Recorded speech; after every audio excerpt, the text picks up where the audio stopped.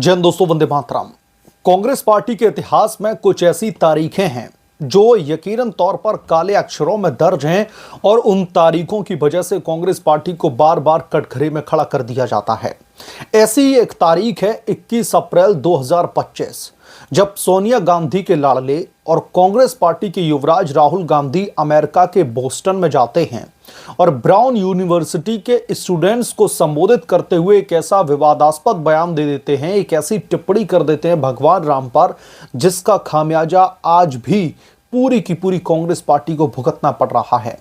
और अब तो कांग्रेस पार्टी के युवराज जो राहुल गांधी हैं, उन्हें कोर्ट ने सीधे तौर पर तलब किया हुआ है, और ऐसा वैसा तलब नहीं, खुद राहुल गांधी की प्रेजेंस वाराणसी की कोर्ट में होनी चाहिए, क्योंकि बहुत सारे मामलों में राहुल गांधी अपने वकीलों के जरिए जो है लगातार तारीखें आगे बढ़वाते रहते हैं। लेकिन अब जो वाराणसी की कोर्ट है, उसने फटकार लगाते हुए राहुल गांधी को सीधे तौर पर खुद फिजिकली प्रेजेंट होने का फरमान जारी किया था। और आज इस मामले पर कोर्ट में सुनवाई चल रही, और राहुल गांधी को और कांग्रेस पार्टी को आज 11,000 वोल्ट का झटका लगने वाला है। क्या है यह पूरा मामला? राहुल गांधी ने अमेरिका के बोस्टन में ब्राउन यूनिवर्सिटी में ऐसी क्या टीका टिप्पणी कर दी जिसकी वजह से उन्हें कोर्ट के चक्कर काटने पड़ रहे हैं? सब कुछ इस रिपोर्ट में हम डिटेल से जानेंगे। आप लोगों से आग्रह है कि आप लोग भी अपनी राय, अपने विचार हमें कमेंट सेक्शन में जरूर लिख करके बताइएगा। और अगर आपको ये रिपोर्ट पसंद आए तो दोस्तों वीडियो को लाइक जरूर कीजिएगा। राहुल गांधी 21 अप्रैल 2025 को अमेरिका में जाते हैं और वहां पर ब्राउन यूनिवर्सिटी में स्टूडेंट को संबोधित करते हुए कहते हैं कि भगवान राम पूरी तरीके से काल्पनिक हैं। असल में भगवान राम एग्जिस्ट ही नहीं करते हैं। हालांकि यह कोई दोस्तों पहली बार नहीं है जब कांग्रेस पार्टी ने प्रभु श्री राम की एग्जिस्टेंस पर सवाल खड़े किए हों। यह वही कांग्रेस पार्टी है जो भगवान राम की एग्जिस्टेंस पर सवाल खड़े करती है। इसीलिए तो भगवान राम मंदिर में जब उनके प्राण प्रतिष्ठित किए जाते हैं, प्राण प्रतिष्ठा का आयोजन रखा जाता है, तो भाजपा का कार्यक्रम बता करके समूची कांग्रेस पार्टी और विपक्ष के कई सारे नेता हैं जो अपने आप को उससे दूर कर लेते हैं। मसलन अमेरिका की धरती पर कहते हैं राहुल गांधी कि भगवान राम की जितनी भी हमने कथाएं सुनी हैं, जो कुछ भी उनके बारे में हमें सुनने के लिए मिलता है, वो पूरी तरीके से काल्पनिक है, क्योंकि लॉर्ड राम कभी एग्जिस्ट ही नहीं करते थे। अब राहुल गांधी ने वहां पर अपनी सनातन विरोधी जो मानसिकता उसका सीधे तौर पर परिचय दे दिया था। उन्हें यह पता नहीं था कि इसका जो रिटेलिएशन होगा, जो इसका रिएक्शन होगा एक्शन का, खास तौर पर भारत में उन तमाम लोगों के बीच में जो सनातन धर्म को जो है उनकी रगों में बह रहा है, उन्हें इसका अंदाजा नहीं था कि इसका रिएक्शन भारत में क्या होगा।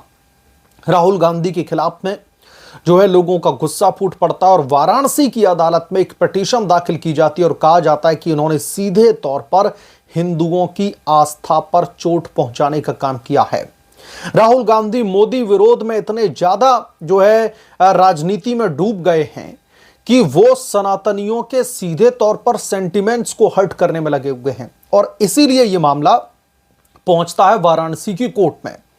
अब वाराणसी की कोर्ट में दोस्तों बार बार राहुल गांधी को समन भेजा जाता है। इस मामले पर सुनवाई चलती है और राहुल गांधी का इस मामले पर वही ढुलमुल रवैया कि उनके वकील जाकर के देख लेंगे, कभी सुनवाई नहीं हो रही है, कभी सुनवाई टाल दी जा रही है।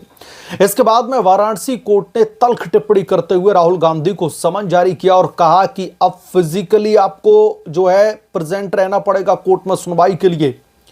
और सुनवाई जब होगी कोर्ट में, अगर राहुल गांधी आज नहीं पहुंचते हैं वहां पर, तो फिर इनके खिलाफ में सख्त से सख्त कार्रवाई की जाएगी। मीडिया रिपोर्ट्स के हवाले से खबरें ये आ रही हैं कि राहुल गांधी वाराणसी की कोर्ट में आज पेश होने वाले हैं।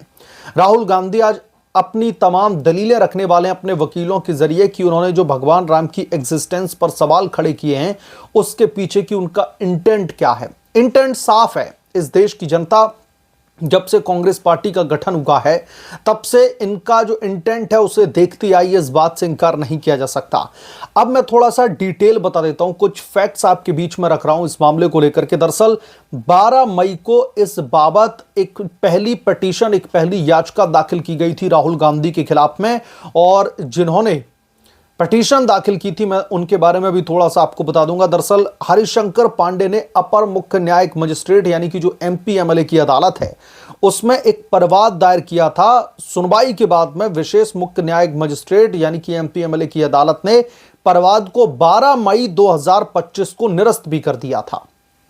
यानी कि राहुल गांधी के खिलाफ में पिटीशन दाखिल होती है और उस पिटीशन को खारिज भी कर दिया जाता है, रद्द कर दिया जाता है। उसके बाद में दोबारा से हरिशंकर पांडे ने 26 सितंबर को जिला जज की कोर्ट में पुनरीक्षण याचिका दायर की और जब यह रिव्यू पिटीशन दाखिल की जाती है तो रिव्यू पिटीशन में पाया जाता है कि राहुल गांधी ने जो स्टेटमेंट दिया है वो वाकई में सनातनियों की जो सेंटिमेंट्स उनको हर्ट कर रहा है। आप सीधे सीधे भगवान राम की एग्जिस्टेंस पर सवाल खड़े कर रहे हैं। तो ऐसे में फिर उस पिटीशन को कंसीडर किया जाता है, उस याचिका को कंसीडर किया जाता है और अब इस मामले पर सुनवाई के लिए सब कुछ तैयार होता है, तमाम रिपोर्ट्स निकाली जाती हैं और राहुल गांधी को समन भेजा जाता है। लेकिन राहुल गांधी की तरफ से वही कानून को ठेंगा दिखाना, इन्हें लगता है कि कानून तो इनकी मुट्ठी में, तो फिर से उनकी तरफ से वही ढुलमुल रवैया जो है दिखाना शुरू किया जाता है। उसके बाद में तल्ख टिप्पणी आती है कि अब तो आपको कोर्ट में पेश होना ही पड़ेगा। राहुल गांधी से इस दौरान पूछा गया था कि हिंदू राष्ट्रवाद के दौर में धर्मनिरपेक्ष राजनीति कैसी होनी चाहिए।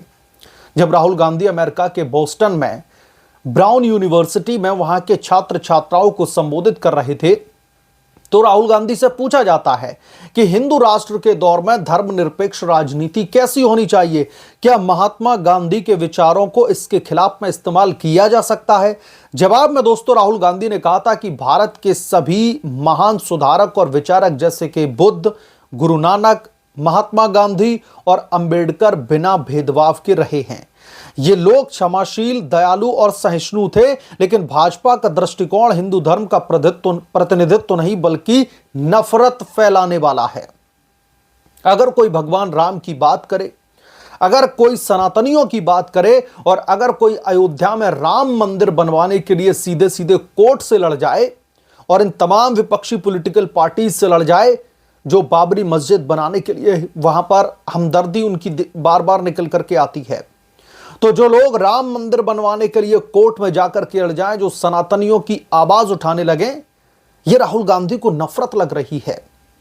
राहुल गांधी कह रहे हैं कि ये नफरत फैलाने वाले हैं। साफ तौर पर बीजेपी के ऊपर गंभीर आरोप लगा रहे हैं कि लोग नफरत फैलाने वाले हैं। तो अब राहुल गांधी का जो स्टेटमेंट वहां पर दिया गया, इसने कहीं ना कहीं एक कानूनी पचड़े में मैं कहूंगा कांग्रेस पार्टी को डाल दिया। और दोस्तों ये सिर्फ कानूनी पचड़ा नहीं है, इनका इस्तेमाल जब इलेक्शंस आते हैं तो बखूबी किया जाता है और इसीलिए तो देश में आप लोग देख लीजिए एक नैरेटिव सा सेट हो गया है कि कांग्रेस पार्टी को भगवान राम से बहुत ज्यादा तकलीफ है, कांग्रेस पार्टी को भगवान राम से बहुत दिक्कत है। तो ये सब कुछ अब कांग्रेस पार्टी के अगेंस्ट में जाता दिख रहा है। अब देखना दिलचस्प होगा कि आज वाराणसी की जो एमपी एमएलए की अदालत है वो राहुल गांधी को इस स्टेटमेंट के लिए क्या पिनलाइज करती है या फिर उन्हें कोई भी राहत दी जाती है। और पहले तो फिजिकली जो प्रेजेंट रहना राहुल गांधी के लिए वही बहुत बड़ी बात है। बहरहाल आप क्या सोचते हैं इसके बारे में, आपकी क्या राय हमें कमेंट करके जरूर बताएं। जल्द मिलूंगा किस दूसरे बड़े अपडेट के साथ में, तब तक के लिए धन्यवाद। अगर आप लोग चैनल पर नए हैं तो प्लीज चैनल को सब्सक्राइब करें, साइड बने बेल आइकन को जरूर प्रेस करें ताकि जब भी मैं कोई बड़ी खबर लेकर के आऊं तो इसकी जानकारी सबसे पहले आपको मिले।